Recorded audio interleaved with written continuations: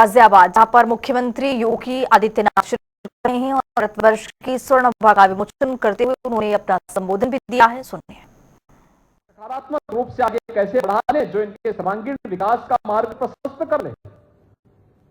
आने वाले समय में क्या हो सकता है, यही आपके सामने एक अवसर भी है। और भी उस फील्ड से जुड़े हुए अन्य तमाम ऐसे अवसर आने वाले हैं जो इमर्जिंग टेक्नोलॉजी के माध्यम से आपको आगे बढ़ने के लिए शिक्षा के क्षेत्र में उसको कैसे हम एडॉप्ट कर सकते हैं और फिर शिक्षा के क्षेत्र में आगे बढ़ करके वर्ल्ड क्लास इंस्टीट्यूशन भारत के अंदर कैसे स्थापित हो सकते हैं, एक छात्र और एक शिक्षक मिलकर के तय कर सकता है। उससे संबंधित सुझाव 5 वर्ष के लिए क्या हमारा लक्ष्य होना चाहिए, 10 वर्ष के लिए क्या होना चाहिए, अगले देश की आजादी के शताब्दी महोत्सव के लिए क्या होना चाहिए। ऐसे ही स्वास्थ्य के लिए, स्वास्थ्य का क्षेत्र बड़ा बृहद क्षेत्र है। मॉडर्न मेडिकल की फैसिलिटी भी है हमारे पास, ट्रेडिशनल मेडिसिन की भी सुविधा आयुष के क्षेत्र में है। इन सब के लिए भी अनेक सुविधाएं हैं। अभी तक व्यक्ति फिजिकली प्रेजेंट होता है डॉक्टर के सामने, आने वाले समय में टेक्नोलॉजी का और बेहतर इस्तेमाल होगा। अभी टेली कंसल्टेशन में गए, कल हो सकता है कि उसका स्मार्टफोन ही उसके बारे में पूरी प्रेस्क्रिप्शन लिख करके उसको दे दे और उसको बता दे, जन्म से ही उसके बारे में बता दे कि इसको क्या क्या क्या क्या सावधानियां रखनी चाहिए आगे के लिए। बहुत कुछ हो सकता है। मॉडर्न मेडिसिन को उसके क्षेत्र में 5 साल की, 10 साल की, 22 साल की प्लानिंग के बारे में सुझाव, और सुझाव के साथ साथ यानी अपनी बातों को रखने और उसके साथ सुझाव को भी उसके साथ जोड़ना है। ऐसे ट्रेडिशनल मेडिसिन हम क्या कर सकते हैं, आयुष का फील्ड बहुत बड़ा है, क्या हो सकता है, बहुत कुछ संभावनाएं है। लोग उसके क्षेत्र में थे, उसके बारे में सुझाव दें। ऐसे ही अधिवक्ता जो अपने क्षेत्र के बारे में सुझाव दें। याद रखना, टेक्नोलॉजी किसी को बेरोजगार नहीं करती, किसी को बेरोजगार नहीं करती। याद रखिए, जब कंप्यूटर आया तब भी आंदोलन चलेगी, कंप्यूटर से बेरोजगारी बढ़ेगी। कंप्यूटर ने नए अवसर दिए हैं, नए अवसर दे दिए लोगों को आगे बढ़ने के लिए। हर टेक्नोलॉजी नए फील्ड खोलती है, नए द्वार खोलती है। उसको हम किस रूप में लेते हैं, यह हम पर निर्भर करता है, यह हम पर निर्भर करता है। कृषि और जल संसाधन में भी बहुत कुछ हो सकता है। याद रखना, उत्तर प्रदेश तो सबसे दुनिया की उर्वर भूमि को रखता है और उर्वरा भूमि में उत्तर प्रदेश की जो भागीदारी है, हमारा यह मानना है, टेक्नोलॉजी का इस्तेमाल हमारे अन्नदाता किसानों ने कम किया है। इसका बेहतर इस्तेमाल करेगा, जितना वो उत्पादन करता है लागत को कम करके इसकी उत्पादकता को इससे 3 गुना बढ़ाने की सामर्थ्य उत्तर प्रदेश की धरती रखती है। अगर हम उसके अनुरूप उसको लेकर के चले, कैसे बेहतर जल प्रबंधन हो सकता है, इन सब पर भी ध्यान देना होगा। नदियों के बारे में सोचना होगा, उसकी प्लानिंग करनी होगी। अभी से इनके बारे में, अर्बनाइजेशन के बारे में हमें तय करना होगा। औद्योगिक विकास के बारे में, परंपरागत उद्यम के बारे में, सर्विस सेक्टर के बारे में, टूरिज्म के बारे में बहुत संभावनाएं हैं। भारत के अंदर हर प्रकार का टूरिज्म है, स्पिरिचुअल टूरिज्म भी है, इको टूरिज्म भी है, हेरिटेज टूरिज्म भी है। हर प्रकार के टूरिज्म के लिए एक नया स्पॉट हम अलग अलग जनपदों में स्थापित कर सकते हैं, तैयार कर सकते हैं। उसके लिए बेहतर सुझाव, कैसे हमारी प्लानिंग हो सकती है। यह आवश्यक नहीं कि सरकार ही पैसा करे, पीपीपी मोड पर भी दोनों मिलकर के भी आगे इसको बढ़ा सकते हैं। इन 12 सेक्टर से जुड़े हुए, अलग अलग क्षेत्र से जुड़े हुए लोगों के पास अलग अलग उनके मन में भी कुछ ना कुछ तो प्रश्न आते होंगे, कुछ ना कुछ तो सुझाव आए होंगे। समर्थ यूपी पोर्टल पर आपको क्यूआर कोड को डाउनलोड करके उसमें अपने सुझाव को अपलोड करना है कि इस फील्ड में हमारा ये सुझाव है।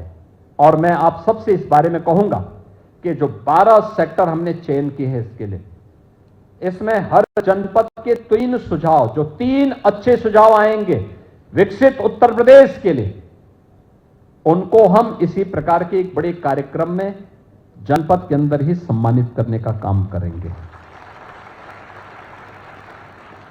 उनको हम यहां जनपद के अंदर ही सम्मानित करने का काम करने वाले हैं।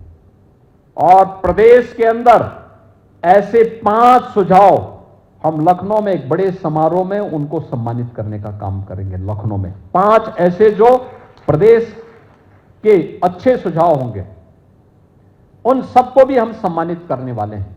और इसलिए आज मैं आपके बीच में आया हूं आपसे कहने के लिए कि हम लोग इन सभी के बारे में अपने महत्वपूर्ण सुझावों से अवगत कराएं। क्यूआर कोड को डाउनलोड करना सीखें, उसमें अपने सुझावों को जिस सेक्टर में आपको पसंद है, कोई शिक्षा चाहता हो, कोई शिक्षा के क्षेत्र में, कोई स्वास्थ्य के क्षेत्र में, कोई कृषि और जल संसाधन के क्षेत्र में, कोई नगर विकास के क्षेत्र में, कोई सर्विस सेक्टर में, पर्यटन आदि के क्षेत्र में, कोई इमर्जिंग टेक्नोलॉजी के क्षेत्र में, अलग अलग फील्ड में हर व्यक्ति अपने अपने बहुमूल्य सुझावों को दे सकता है और उसको उत्तर प्रदेश सरकार के पास पहुंचा सकता है।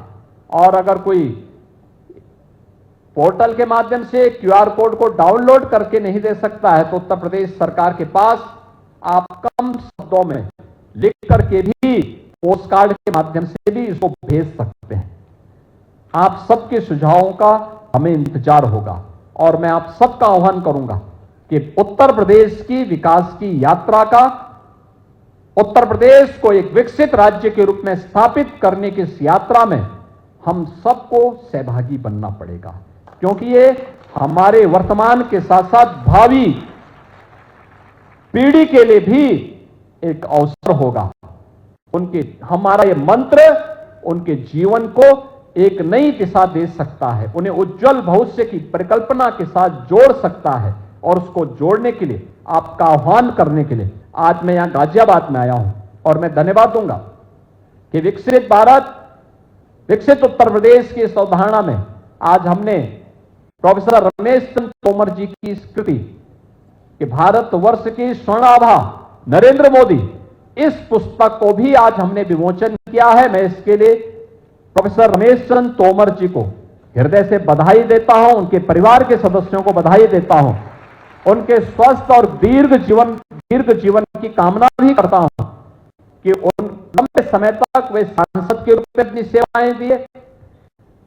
सदन में उनके साथ हमारे बहुत अच्छे अनुभव रहे हैं और अच्छा काम उन्होंने सदन के माध्यम से गाजियाबाद के विकास के लिए उस समय किए थे। और आज उन्होंने प्रधानमंत्री मोदी जी की 11 वर्षों की विकास की इस यात्रा में बदलते हुए भारत को उन्होंने इस कृति के माध्यम से प्रस्तुत करने का प्रयास किया है। मुझे पूरा विश्वास है कि पुस्तक न केवल यहां पर उपस्थित नागरिकों के लिए, मैं चाहूंगा कि लोग उस पुस्तक को जरूर खरीदें और सेवा पखवाड़ा के दौरान इस प्रकार की कृतियों को जो प्रधानमंत्री मोदी जी पर आधारित हो, वही गिफ्ट के रूप में एक दूसरे को भेंट दें, जिसमें मोदी जी के बारे में हर व्यक्ति उनके विराट व्यक्तित्व के बारे में, उनके कृतित्व के बारे में प्रेरणा प्रकाश प्राप्त कर सके और नई पीढ़ी को आगे बढ़ने की एक नई प्रेरणा प्राप्त हो सके। इस विश्वास के साथ हर लाइब्रेरी में, पुस्तकालयों में और विश्वविद्यालयों में, अकादमिक संस्थाओं में, सार्वजनिक पुस्तकालयों में इस प्रकार की पुस्तकों को होना और युवाओं के हाथों में खासतौर पर जाना, जिससे वह वर्तमान यानी इससे भूत, वर्तमान और भविष्य के बारे में भी जानकारी ले सके। आज के इस अवसर पर एक बार फिर से विकसित उत्तर प्रदेश के लिए आपके बहुमूल्य सुझाव की अपेक्षा हम सबको रहेगी। इस विश्वास के साथ मैं इस पूरे कार्यक्रम के आयोजकों को हृदय से धन्यवाद देता हूं। अपनी शुभकामनाएं आप सबको शारदीय नवरात्रि की मंगलमय शुभकामनाओं के साथ अपनी वाणी को विराम देता हूं। धन्यवाद। जय हिंद। अभिभूत है कृतज्ञ